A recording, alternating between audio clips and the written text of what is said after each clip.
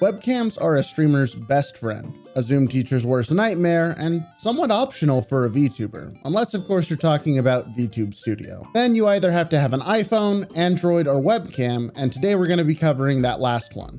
Webcams come in many shapes and varieties and also at several different price points, so I've collected 4 webcams, with the cheapest being $20 and the most expensive being $200. I'm going to be testing them all today, talking about which ones you may want to buy and how to improve what you may already have. To start, I'm just going to show you what the image quality of each webcam looks like before we start using them for Vtube Studio. This will let you know what kind of quality difference you can expect. Up first is the Larson webcam, which is easily one of the cheapest pieces of hardware I've ever had the pleasure of plugging into my computer. But hey, it works, and for 20 bucks, who can complain? Next up is the Logitech C505, which at the time cost me around $50, but has been replaced by the Logitech C505. We then have probably the most popular webcam on the market, which is the Logitech C920. Finally, we have the Logitech Brio, which runs us about $200.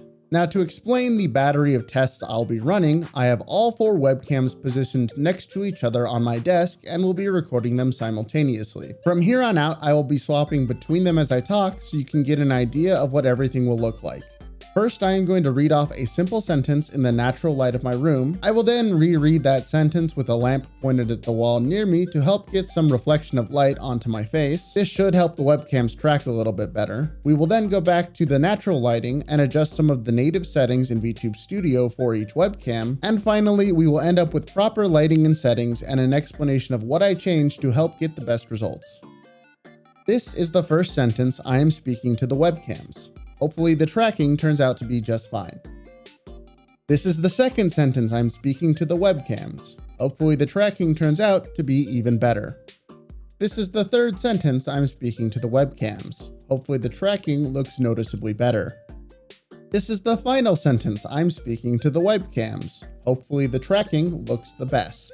Now, if y'all don't mind, I'm gonna swap back to just using one avatar for the rest of the video because my audio was popping like crazy when I was trying to record with all 4. Let's go over what we just saw. The first and second sentences are quite obviously the worst of the bunch because there is no audio input delay added to the sources. Adding as little as a 100 millisecond delay to your microphone can make your audio sync up much better. I have a very quick tutorial already made on how to do this, linked in the card and video description. Observation number 2, proper lighting had a very noticeable effect on the Larson webcam and the C525, but it still helped out even the Brio and the C920. Lighting can be done with something as simple as a lamp pointed at a nearby wall just to make sure that that light bounces onto your face, or if you want to buy a cheap ring light off Amazon for $10 or $15, that might be the way to go if you want more consistent lighting in the future. Finally, what are all these settings that I changed? Well, let me show you. We're going to start by opening up settings. Now, there are 2 primary places that will most affect your webcam's performance. In the first tab, if you scroll all the way down to the bottom, we have microphone settings. When you turn this option on, Vtube Studio tries to use your microphone to help it decide what mouth shapes it should make. You can adjust the volume gain, volume cutoff, and frequency gain.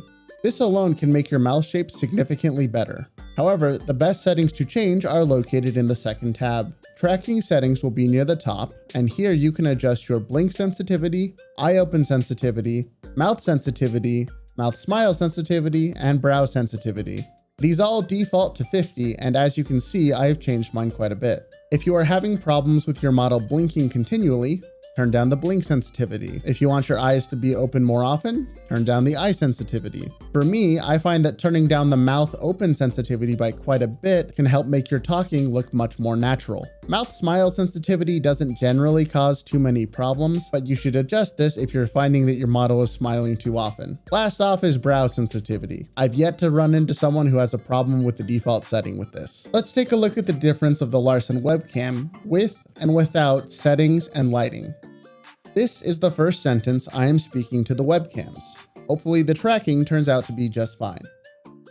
This is the final sentence I'm speaking to the webcams. Hopefully the tracking looks the best. It's a pretty noticeable difference. If you already have a webcam, spend some time with your lighting and with the settings to see what you can improve before deciding if you need to upgrade. If you don't have a webcam, here's my recommendation. If you're only going to be using this for VTubing, the webcam tracking frame rate in Vtube Studio never got above 30. So any webcam that can do at least 1280 by 720 at 30 frames a second is good to go. I would take any money you would have spent, especially on something like the Logitech Brio, and invest it in some lighting, even just a dedicated lamp, because that's going to help you out much more in the long run. Though maybe don't go quite as low as the Larson webcam, maybe a few steps above that. As always, if this video helped you out, please let me know in the comments down below, and I'll see you all next time.